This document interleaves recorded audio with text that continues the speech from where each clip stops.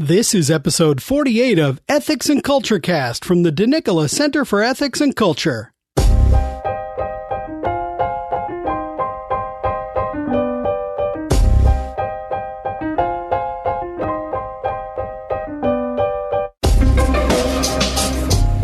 Welcome to episode 48 of Ethics and Culture Cast from Notre Dame's Nicola Center for Ethics and Culture. I'm Ken Hellenius, the communications specialist at the center. In this episode, we chat with Father John Paul Kimes of Notre Dame Law School and our Raymond of Peñafort Fellow in Canon Law at the Nicola Center. We chat about his years of work in the disciplinary section of the Congregation of the Doctrine for the Faith, as well as Pope Francis's idea of the throwaway culture. Let's sit together at an appropriate social distance for this delightful conversation.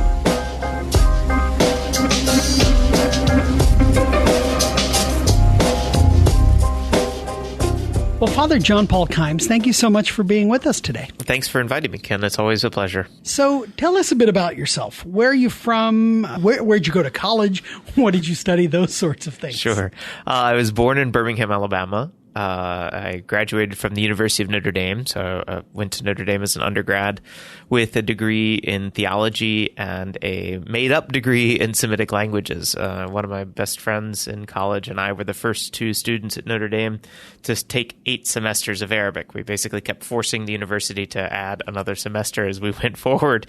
And at the end, because she had studied archaeology and she now teaches at the University of Virginia, so they gave Vanessa a degree in Semitic cultures and they gave me a degree in Semitic languages. So we have 2 manufactured degrees that I don't know if anyone else has ever received. So. And then what did you do after college? So after college, at the time, this is before the Alliance for Catholic Education was born, and Notre Dame had already was trying to make a significant investment in Catholic education, grade school and high school Catholic education in America. And so one of the first programs that Notre Dame did is they had a co-sponsored internship in the Department of Education at the U.S. Conference of Catholic Bishops. So I was, I think, the third of a series of what turned out to be 7 or so interns that the University of Notre Dame sponsored at the Conference for Bishops in the education department. So I did, It was a 1-year position.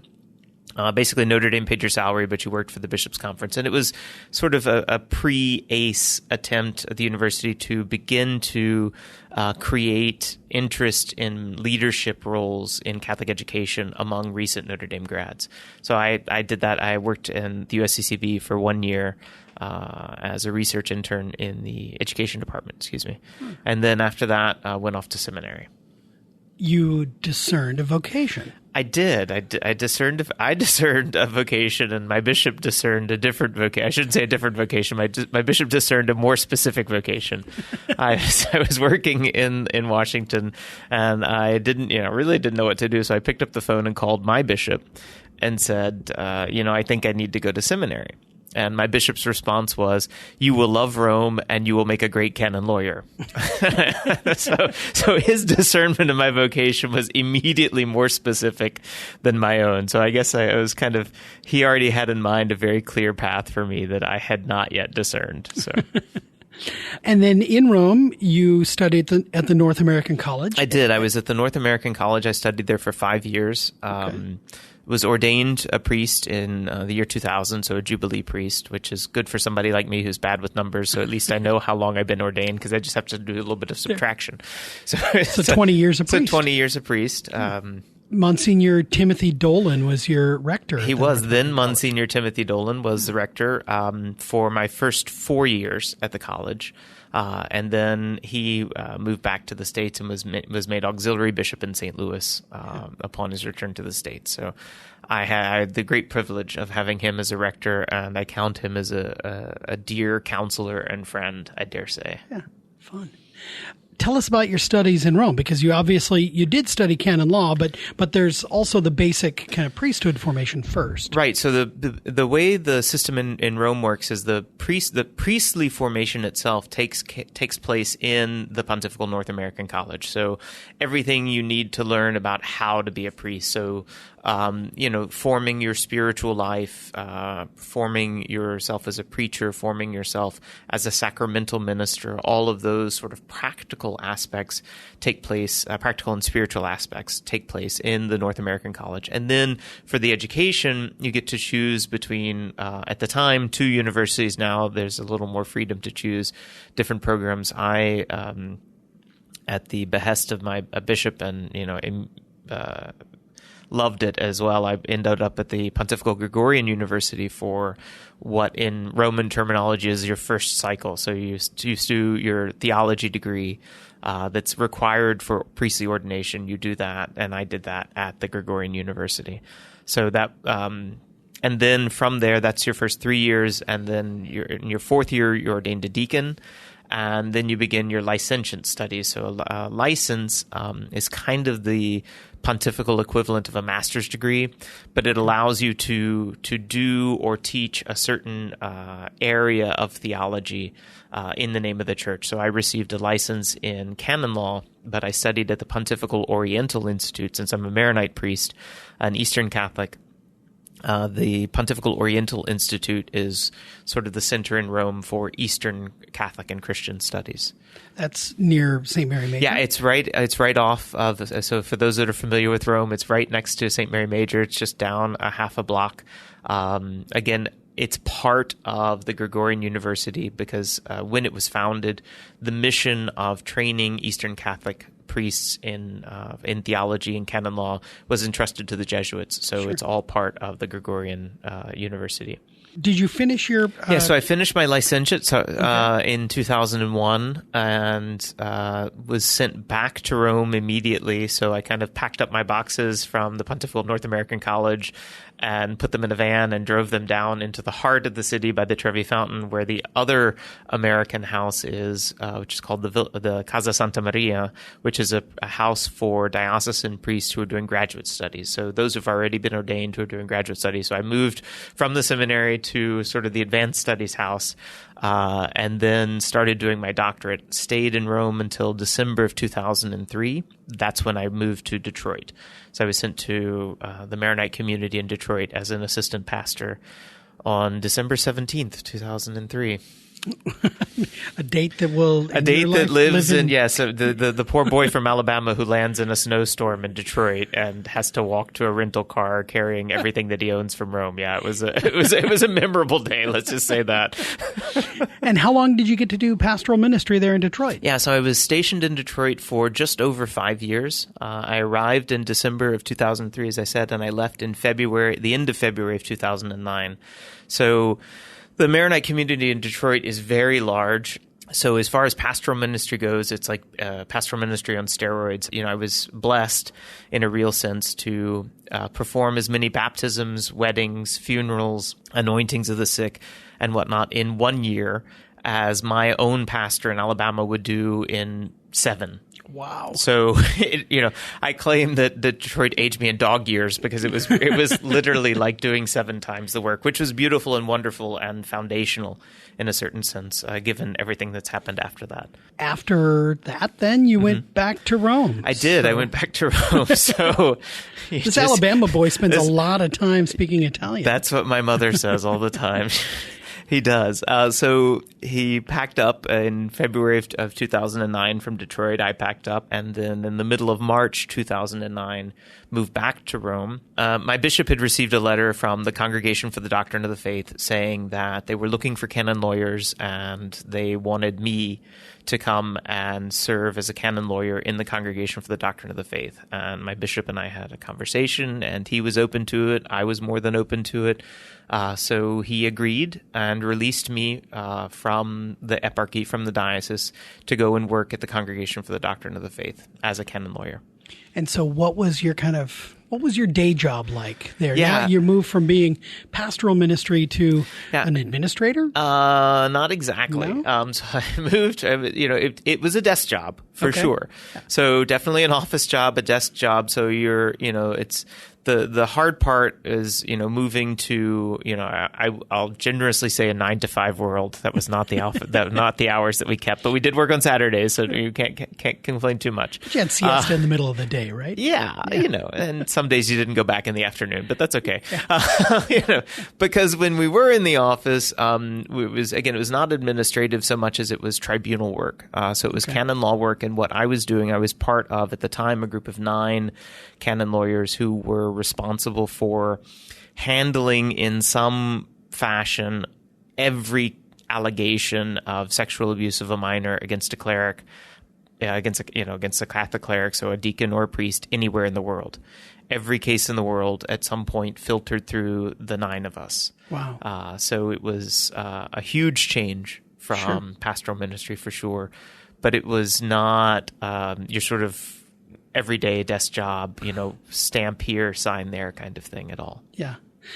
This was starting in 2009 when, of course, this was the second wave in a way, or it was actually even before kind of the second wave of scandals? As far as cases from the U.S. goes, the United States sent a virtual avalanche of cases over to Rome, cases that had accumulated over the years and that hadn't been dealt with, or either hadn't been dealt with at all, or hadn't been dealt with sufficiently, or hadn't been dealt with in a legitimate canonical form, so according to church law. Right. So the U.S. sent over literally an avalanche of cases, and when I arrived in 2009, we were still finishing up that avalanche. And at that point, scandals broke out, particularly in Europe. We think of Ireland, Belgium, Germany in particular. Those 3 countries around 2009, 2010 experienced their own sort of spotlight moment, if you will, to use the American experience. And from there, it was just a chain of dominoes. So I spent almost 11 years working in that tribunal every day, spending 98% of my days on cases of sexual abuse of minors. That's got to be heartbreaking. It is, but in a very strange way, it was a great moment of grace. It's a moment that helped me see how God had prepared me to be capable of affronting, of taking those cases head on and of dealing with them both as a human being in front of the human tragedy of sexual abuse of minors and as a priest, again, the ecclesial tragedy. That these are men to whom God's greatest gifts have been entrusted, who abuse those gifts in order to, obtain sexual gratification through minors. So it was both tragic and heart-wrenching, gut-wrenching, heartbreaking, but it was also a great moment of grace in that I was able to work with men and women, and I saw in them how God had prepared them to be able to have the strength, both the intellect and the strength, both the strength of spirit, the strength of character, to face down in a real sense, to sort of take head on this problem. And seeing that strength in them, I found it reflected in myself as well, and really saw that as God's grace. I would never say I was I was put in the right place at the right time with the right tools to be of service to the universal church. So it was both daily gut-wrenching and also heartening at the same time, which sounds ironic to people, but it's, I think, often for most of us, it's in those great times of difficulty that we truly witness God's grace in our own lives. And so I was blessed to have almost 11 years of that sort of daily witness of the power of God working in my life and having prepared me to do that job. Yeah. Was there a pastoral aspect to your life in Rome as well? I mean, other than your day job, did you also get to do pastoral ministry? I would say, not in any normal sense, not in any regular sense. A lot of guys seek that out, and a lot of guys need that. For the way that I work, a lot of the evil that I was exposed to, I didn't feel like I could then go out into a parish and bring the light and joy of the gospel when I had just, sort of sucked down all of the darkness of evil. So, but what I was able to do is, again, working with the University of Notre Dame, I was given the opportunity to teach a theology class specifically to Notre Dame's architecture students. And so the architects spend their entire third year. Every architect, everyone who graduates from the School of Architecture of Notre Dame spends their third year in Rome, of course, except for this year. Right. Up until now, for over 40 years, they've had this program.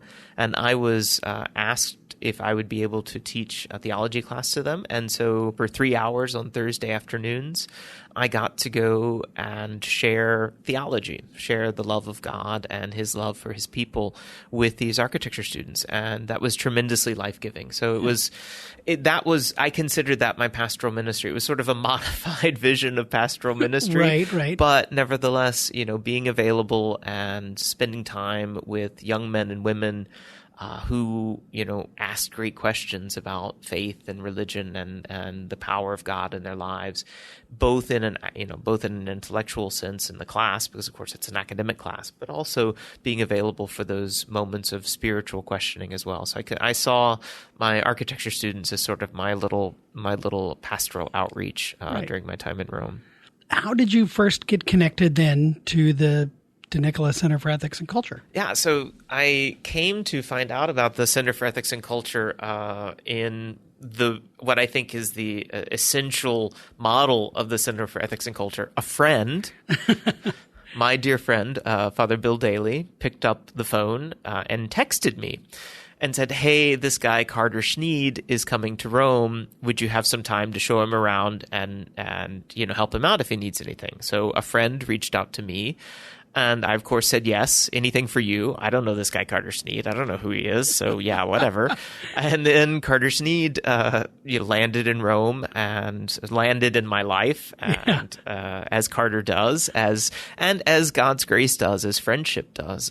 Carter and I became very fast friends because I came to find out that he also had grown up in Birmingham, Alabama. Mm-hmm. And amazingly, given the small dimensions of the Catholic community in Birmingham, Alabama, when he and I grew up together, our lives intersected, but we didn't realize it at the time.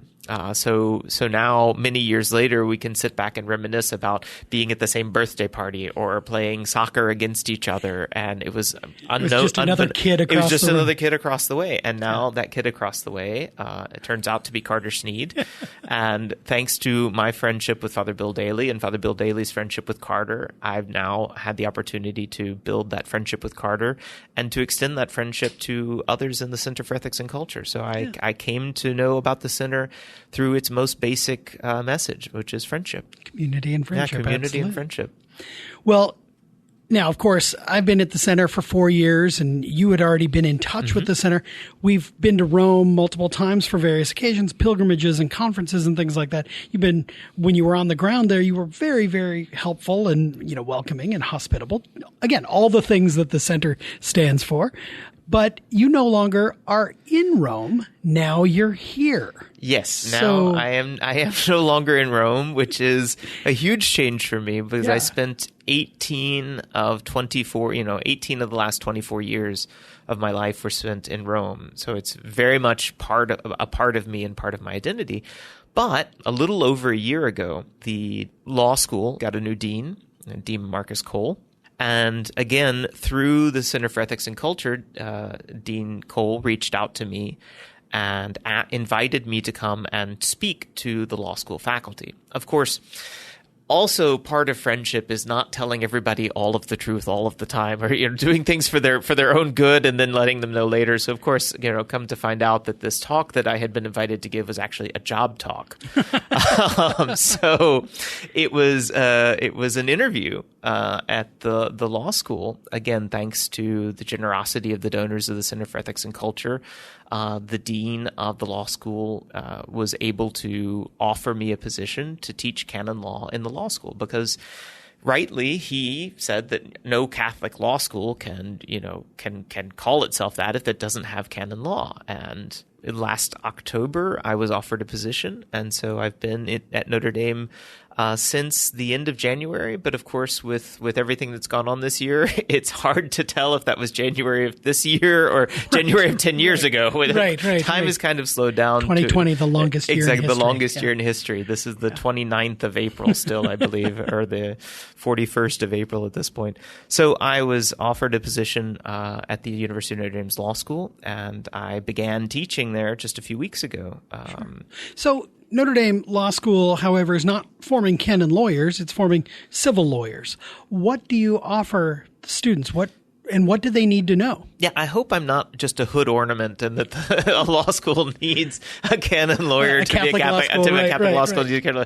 That's not what Dean Cole had in mind. What he had in mind and the vision that we're trying to work for is to provide enough knowledge of canon law to committed, young men and women who are going to go out into the world as lawyers, who will then at some point, be armed with the tools to be able to be of service to the church, should they ever desire to do so, and should the church ever need them. So right now, this semester I'm teaching a class on what I did for the last 11 years. So, of course, the University of Notre Dame last year made a big commitment to being a strong voice in the fight against the sexual abuse of minors in the Catholic Church. So one of the courses that I'm teaching is just that, the church's response, the church's legal response to the crime of sexual abuse of minors. So I have a group of students that are studying that, and then a different group of students who are studying the class is called Canon Law for Civil Lawyers, and I made the mistake on the first day of class of asking the students why they signed up for it, hoping to hear that they had already bought into a vision that I had crafted all summer long for this course, only to have them tell me a million different other reasons. So the class on Canon Law for Civil Lawyers is taken on a new life and is, again, looking at questions primarily of religious liberty in the U.S. context. Sure. So providing a background of canon law in a particular area, and then see how that relates or interacts with the civil law. So yesterday, for example, we had that class yesterday, and we spoke all about the sacrament of confession. So that next week we can look at decisions from the various courts around the U.S. and the recent legislation passed in Australia, which seeks to remove the priest penitent privilege from civil courts. So in order to understand, how that works civilly, we need to first understand what the church's own understanding of the sacramental seal is, and then how and why it should best, it should best be protected in civil laws and why it should be protected in civil laws. So we're this course is going to be, again, going through the church's own self-understanding of a particular issue, and then confronting the church's understanding with the understanding in civil law. Wow. What I'm reminded of there is, of course, you're not a civil lawyer. And so I am not a civil lawyer. Are you like a lot of homeschooling parents where you're maybe a day ahead of the students? If I'm lucky. If I'm a minute ahead of I like to say, if I'm so the classes are 100 minutes long, I just need to be 100 minutes ahead of them. Not only that, but it's a model that I used. And again, I'm not a civil lawyer. I don't even play one on TV. I have no intentions of, purporting to be an expert in civil law, but it's a model that I used with my architecture students in Rome. I designed a theology course that was able to, in a certain sense, intertwine theology and architecture. And I would tell my students the first day, my responsibility is the theology. You're the architects. Right. So we're going to think through this together. So in the same sense, I'm the canon lawyer. You're being trained to be civil lawyers. So let's get all of the material together. I'll explain the canon law to you, and we'll read through the civil law together, and we'll come to a better understanding. So I have a very humble approach in the classroom. I know what I know, and I know what I don't know, and I'm never embarrassed to profess ignorance on a topic, because ignorance is an opportunity to learn. Sure. Wonderful. Well, in addition to being connected to the center, and you have an actual title. I do. I have a couple. Well, you do. You're a member of our executive advisory committee. I am also the Raymond of Peñafort Fellow in Canon Law. And I am now given the task, the responsibility, the honor in a real sense of heading up the mission stewardship pillar of the Center for Ethics and Culture. And of course, all of our listeners who are familiar with the center know we have these various pillars. So we have the pillars for the pro-life pillar, the student formation pillar, and now we also have the academic and research pillar, and now we also have a mission stewardship pillar, whose goal, the goal is to continue to bring in and to keep the best and brightest Catholic scholars, those that are Catholic and non-Catholics, who are committed specifically to the Catholic mission of this university. Everything, works together. So the model of the mission stewardship pillar, not only is it to encourage faculty to come, but it's to help departments across the university, so in all colleges, to offer them financial support to bring in professors who are committed to the Catholic identity of the university and committed to helping form students. So it's not enough just to be committed to the Catholic identity of the university, which is awesome and great, and we need all of that we can get. But there's also a commitment to be engaged and involved in the formation of students, which is, again, one of the primary missions of the Nicola Center for Ethics and Culture. Right, absolutely. One of the things that you have done also is present multiple times at conferences that the center has sponsored, including our Vita Institute. You gave a talk that we recorded and is available on our YouTube channel. We'll put a link to it in the show notes about resisting the throwaway culture. Yeah. Can you unpack it in just give us a little teaser so that it's going to make us want to watch it? Well, I'm not good at self-promotion. I know it may be hard to believe to the listeners, but that's not my favorite thing. Essentially what it is the throwaway culture is a phrase that comes from Pope Francis.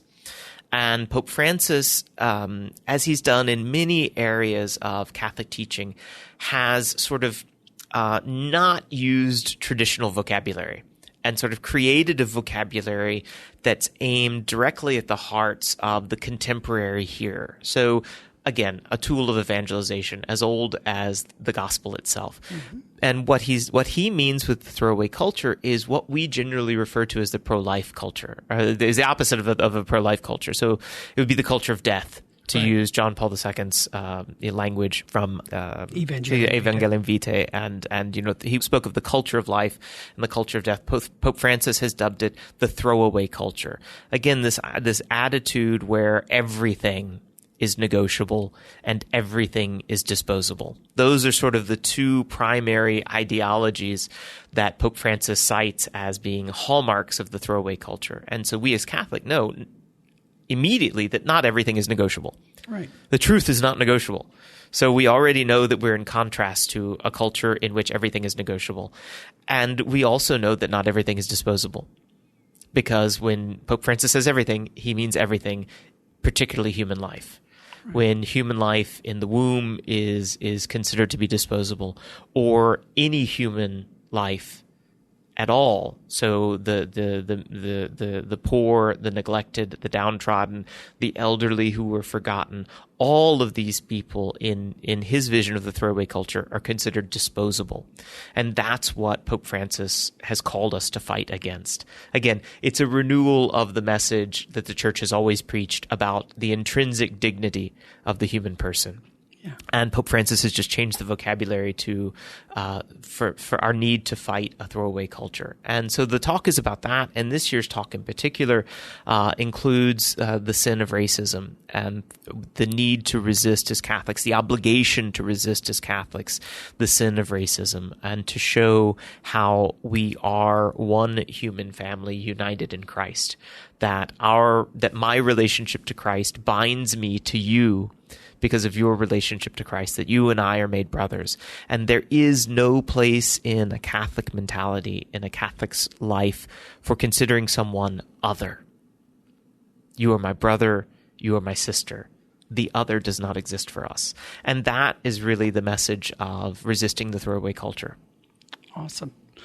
Well, as I said, we'll put a link to that in the show notes. Father John Paul Kimes, welcome home. Thank you. It's always good to come home. And now be home and stay home. Right. Absolutely. Well, thank you very much. Thank you, Ken.